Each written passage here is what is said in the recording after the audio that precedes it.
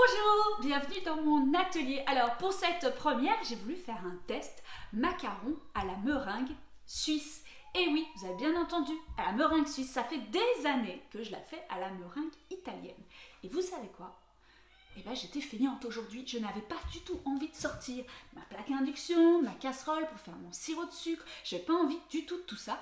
Et bien j'avais envie de tester cette petite engin que j'ai depuis des années. Alors ce petit engin, c'est le Kenwood Cooking Chef. En fait, je l'utilise déjà depuis pas mal d'années en cake design pour faire directement ma crème au beurre à la meringue suisse. Alors pourquoi pas directement, je fais aussi mes meringues à la meringue suisse, elles se stabilisent très bien et effectivement, côté feignante, c'est pas mal du tout parce que du coup, j'ai juste à régler la température, elle monte, puis je la descends et j'attends.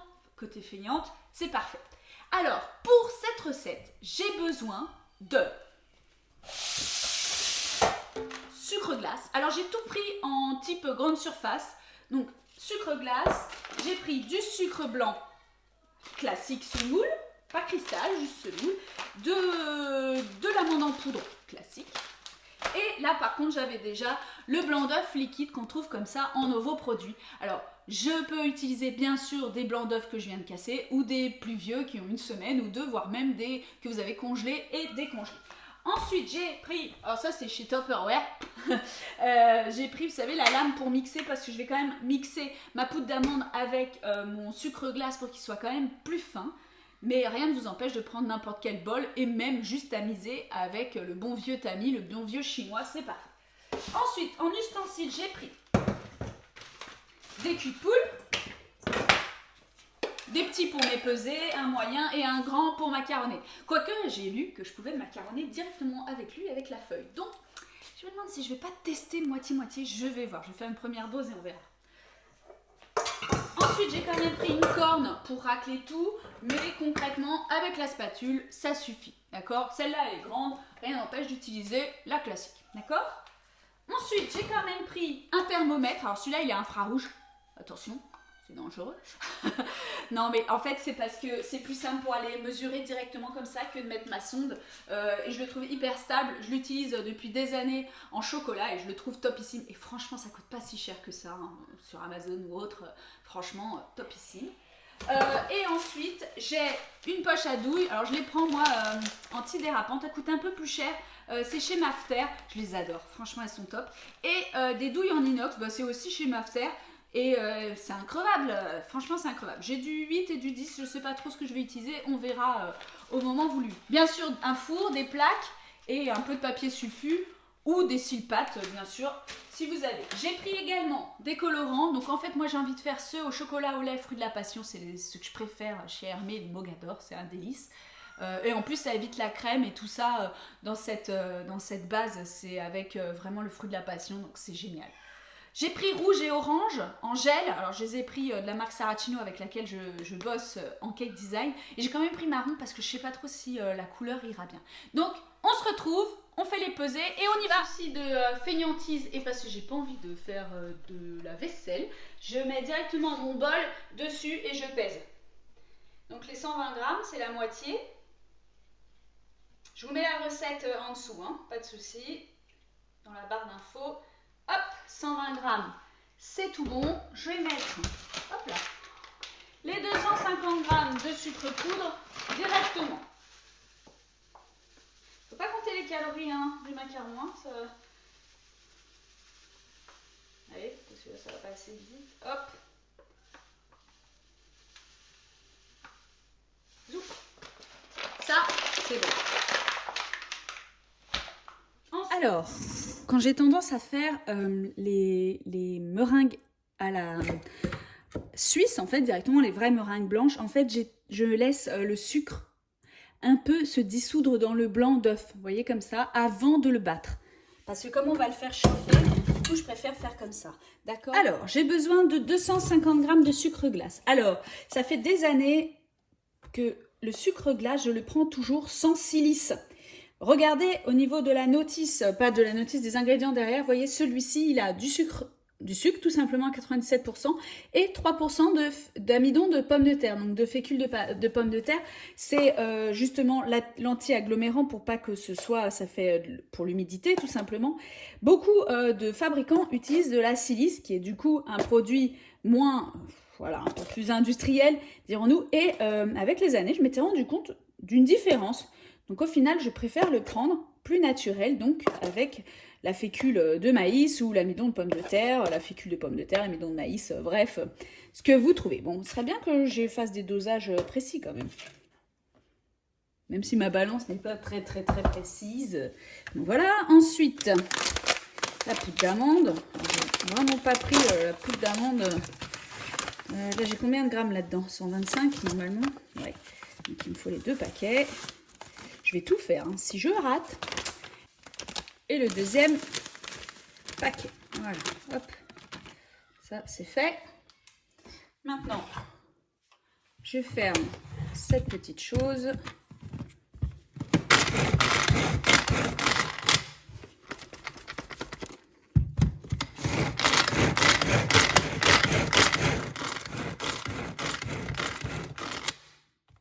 Je pourrais mettre directement le blanc d'œuf dedans, mais pour enlever, ça va être une vraie galère. Alors, je vais transvaser ça dans mon cul de poule, mais le grand. Et je vais mettre avec 120 g de blanc d'œuf. Alors, avant, je teintais directement le blanc d'œuf, en fait. C'était pas mal. Parce que du coup, comme il y a cette couleur un peu jaune, mais le fait de teinter la meringue, c'est pas mal aussi. Parce que comme c'est elle qui amène vraiment le blanc, on fonce un peu plus tout de suite, vous voyez. Alors hop, je nettoie un peu. Je mets les 120 g de blanc d'œuf directement, ce que je vous disais par souci de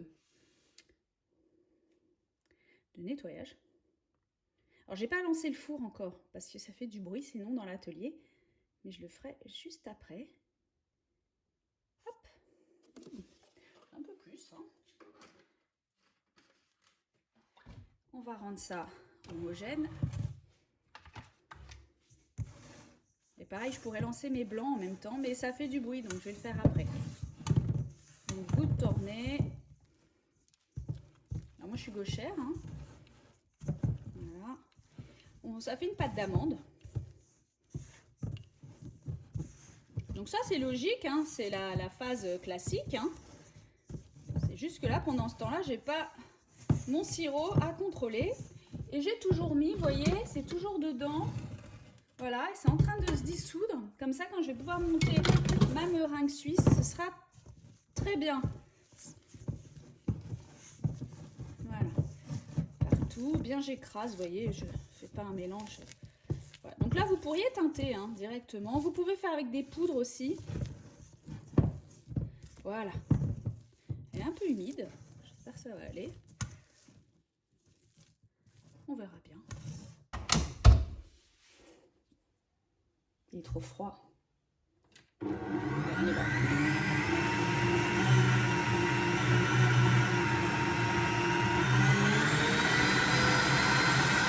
Alors ça mousse un peu.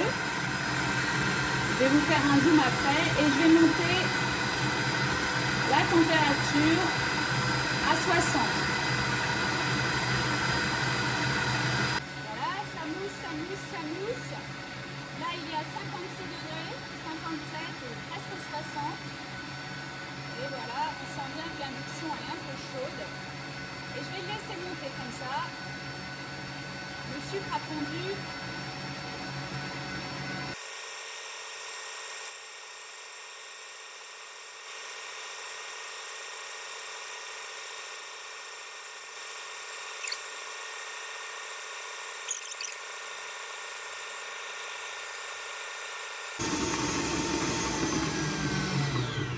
Voilà, ça fait 6 minutes. Et franchement, vous allez voir. Voilà, j'ai une belle meringue avec un beau bec. Alors, elle est assez liquide, hein, contrairement à, vous voyez. Voilà, elle est pas mal. J'aurais pu la travailler peut-être encore un peu plus. Elle fait toujours penser à une guimauve, hein, vraiment, là, pour le coup. Ça, là, je peux le mettre. Oh, elle est bien, voilà, comme ça. Donc, maintenant, je vais la teinter. Alors, je vais teinter ma masse. Je récupère juste pour pas avoir de pâte d'amande dessus.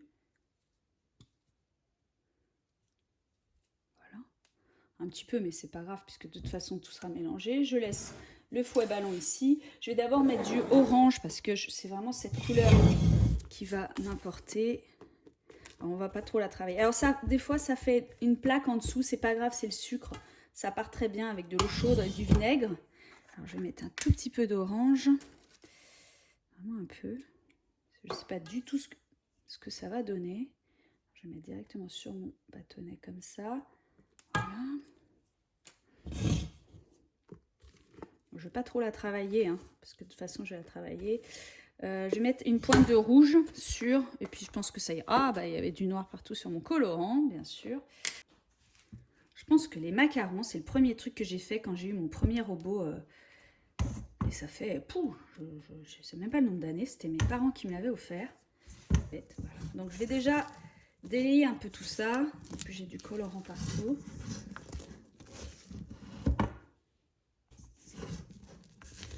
Voilà. Alors la masse est lourde, hein. C'est pour ça que finalement ça m'aurait bien plu d'essayer avec la feuille. Et je pense qu'il faut vraiment pas aller vite. Alors j'ai déjà fait des choux hein, classiques, la pâte à choux dedans comme ça. C'est bien aussi, hein. Parce que franchement on n'a pas non plus la casserole à sortir. Bon, je pense qu'il faudra peut-être un peu de marron en fait, hein. Je verrai à la fin, au pire je mettrai de la poudre pour pas amener trop de gel. Alors, le macaronnage, il faut vraiment, on fait tous les bords propres avec la maryse. Hop, je vais nettoyer ce bord parce qu'il est plein de colorants. On tourne partout et on écrase. Bon là ça fait bubble gum, hein. Je vais pas laisser rose comme ça. Alors, je vais prendre toute la masse maintenant.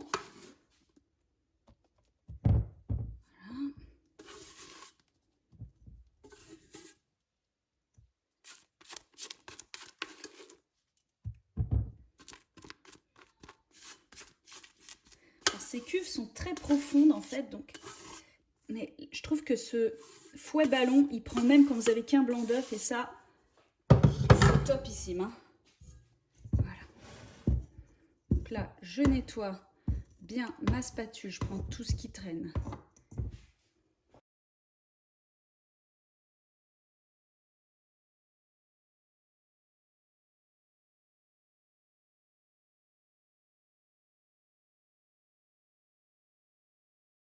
Alors, je suis à la fin du macaronnage, j'ai remis du rouge parce que vraiment la couleur me plaisait pas.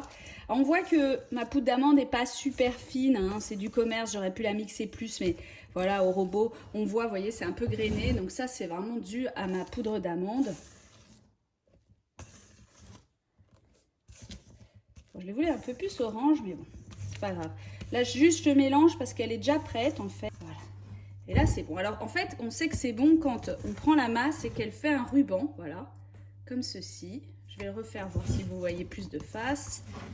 Elle fait un ruban bien marqué. Là, c'est bon, on peut la travailler. Elle me paraît vraiment liquide, hein. Bon, affaire à suivre, on va pocher. J'ai mis le four en route à 160 degrés. J'ai mis 2 grilles dedans, dans tous les cas, j'en ai pas plus. J'ai pris ma poche à douille et ma douille. Je vais juste couper le bout, comme ça. Je vais bien l'ouvrir, la placer dedans, on enfonce bien et surtout vous bloquez, donc vous tournez comme ça et vous enfoncez dedans, comme ça il est bloqué, la crème ne va pas sortir tout de suite, la préparation. Ensuite vous le mettez bien, l'idée c'est de prendre les mains comme ça, mais concrètement moi à chaque fois c'est trop lourd donc je préfère prendre un récipient et je le mets dedans. J'ai préparé, alors soit vous avez du papier cuisson comme ceci que vous coupez en petits rectangles, soit effectivement vous avez des cils-pâtes et là bah, c'est topissime, hein, c'est le mieux, voire même un cils-pâte plus ça. Alors il est conseillé pour les macarons d'avoir des plaques perforées. Alors j'aurais pu faire un gabarit, mais là je sens que c'est tellement liquide que je l'aurais débordé. Alors je vais la fermer. Non, elle est vraiment liquide, j'ai pas du tout cette masse comme ça, on va voir. Donc là la masse elle est prête. Donc j'ai plus qu'à aller pocher, je vais m'approcher de vous. Donc c'est ce que je disais, on aurait pu faire des petits ronds si vous vous sentez plus à l'aise. Je vais juste aller mettre un petit poids pour que je ne sois pas gênée sur le premier pochage. Voilà. J'essaye de me mettre assez près, j'ai une main qui tient et l'autre. Alors la première c'est toujours, voilà, hop, on tourne, là elle est ratée, hop, mettre la caméra ailleurs.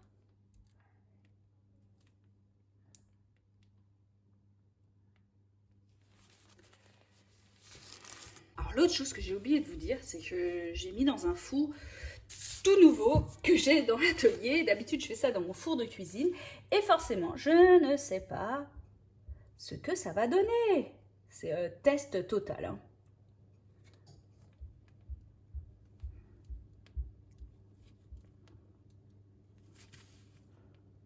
J'aime mieux quand la poche est moins remplie. C'est hop, voilà, je suis... Il est pas beau celui-là. Et puis il faut que je me décale, sinon il va encore se coller.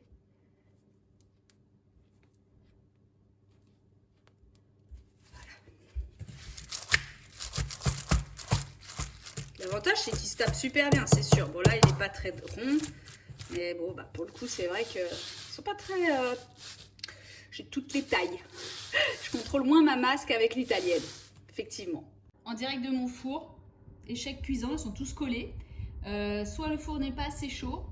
J'ai mis à 160 et je pense que c'est pas assez. Ça fait 4 minutes. Je pense pas que ça croûte, hein. Je pense que c'est officiellement raté. Bon, échec cuisant, mais vraiment cuisant, c'est le mot. C'est trop liquide, la masse elle s'étale vraiment trop. Même en les faisant petits, ils vont coller, ils craquent dans le four, donc vraiment c'est raté. Je pense que c'est dû à 2 erreurs. 1, la meringue elle était beaucoup trop liquide. Et 2, je pense que aussi la pâte d'amande était trop liquide. Alors, je pense que soit je vais réduire mon blanc d'œuf tout simplement, mais en tout cas j'ai envie de réessayer, je ne vais pas m'arrêter à ça, ou peut-être aussi stabiliser avec de la poudre de blanc d'œuf desséché. J'ai vu ça aussi sur des blogs et des sites, donc voilà, on fera un deuxième essai.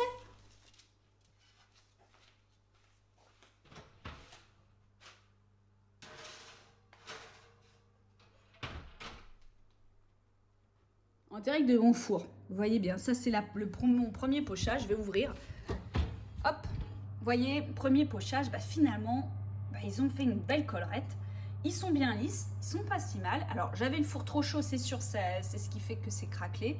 Je viens de faire les deuxièmes, sauf que bah voilà, ils se sont étalés tout en ovale à cause de ce papier sulfu tout pourri. Je vais essayer de pocher les autres sur le Silpat. C'est vraiment le test du jour, hein. Franchement, on est à fond en mode meringue suisse. Je reviens. J'ai envie quand même de faire une petite fournée, comme j'ai encore plein de pâtes. Je viens de voir dans mon four en fait que ceux des côtés, eh ben, c'est pas mal du tout. Donc en fait je vais les faire vraiment plus petits, pas du tout serrés, c'est pas grave, quitte à faire plein de tournées, de fournées, de tournées. Sinon moi ça va et vous? Voilà. Je vais les faire vraiment petits, on va essayer. Comme je vais être sur la fin de poche, je vais mieux gérer la masse. Hein, faut essayer, hein, voilà. Alors, ouais, c'est tellement liquide, c'est vraiment ça hein, qui me... Soit vraiment la meringue n'est pas assez épaisse, mais pourtant, je viens de voir des collerettes, hein, donc comme quoi c'est possible. Alors je vais les faire vraiment plus petits, hop, et très espacés.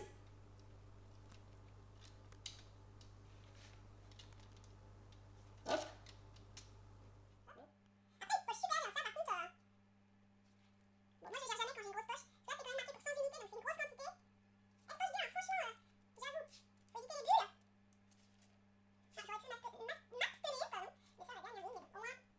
Bon, c'est déjà plus joli. Hop, regardez-moi ça, c'est déjà mieux. Voilà. Faut jamais... Les macarons, en fait, je pense, si on réussit la première fois, on prend confiance, et quand la deuxième fois et la troisième fois, on rate, on n'a plus envie d'essayer. Jamais. Alors moi, je sais que avant, dans mon appartement, c'était le four. Le four, c'était un Sharp. Vous savez, les combinés micro-ondes et tout. Mais c'était une catastrophe. Jusqu'au moment où j'ai compris ce four.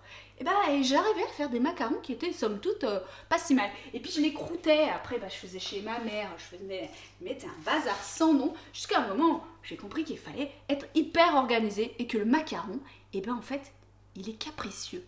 Oui, le macaron, il est capricieux. Il déteste l'humidité. Et il veut qu'on s'occupe que de lui, c'est comme le chocolat, on ne peut pas faire 40 000 choses en même temps. Donc une fois qu'on a compris ça, déjà, c'est déjà un bon constat. Alors, verdict, sur une fournée, sur une plaque comme ça, je dois en avoir 3 convenables, et encore, quand je les soulève, Bon, il faut attendre que ce soit sec. Je l'avais fait tout à l'heure, ça faisait une vieille pâte d'amande. C'est pas mal, mais effectivement, ils sont beaucoup plus mous que ce qu'on a d'habitude avec la meringue italienne. Par contre, je pense qu'ils vont être mangés, hein, y a pas de souci. Et moi, vraiment, ils sont super bons. Bon, ok, il n'y en a aucun de réellement présentable comme un macaron dit parisien. On est bien d'accord, ils sont tous croûtés, ils sont pas beaux, ils ont cassé. Par contre, ils ont bien le petit support. Alors, voilà, on voit bien qu'ils craquent pour un rien. Donc, on aurait pu les pocher. Bon, ce sera pas très très beau, mais ça peut faire comme des macarons de Réau. Surtout que moi, Réau, c'est à 10 minutes de chez moi. Alors, les macarons de Réau, il y a beaucoup moins de meringue et beaucoup de pâte d'amande. Ils sont très très bons. Hein. Vraiment, si un jour vous avez l'occasion de tester les macarons de Réau, c'est très très bon. C'est vraiment un produit local de chez moi. Ça peut être pas mal. Voilà. Bon, ils seront mangés au goûter. Je vous montre. Voilà. Ils ont une couleur horrible. Bon, pour le coup, vraiment, c'était un test. Comme quoi, faut toujours essayer. Bon, à défaut d'être garni, poché, compagnie pour faire vraiment un macaron type parisien, tant pis. Je les mets tous sur la plaque. Je vais les monter à ma petite famille. Vous savez quoi? Ils seront mangés. Ça, c'est sûr. Eh bien, pour ce test, c'est terminé pour aujourd'hui. C'était les meringues, les macarons à la meringue suisse, contrairement à ceux que je fais d'habitude à la meringue italienne. Quand j'ai vraiment fait mes premiers macarons, j'ai fait à la meringue française et au final, ils sont excessivement sucrés et je préfère avec ce temps pour temps de sucre glace et de poudre d'amande. Donc j'étais restée sur la meringue italienne que j'adore avec une recette soit de Felder, soit d'Hermé. J'avais pioché un peu partout et effectivement je stabilise toujours avec de la poudre de blanc d'œuf séché, c'est quand même pas mal. Donc là il n'y en a pas, je réessayerai avec et je vous dirai le résultat, je vous dirai tout ça en dessous des commentaires. Voilà, je vous dis à très très bientôt et puis surtout restez créatifs. Plein de bisous.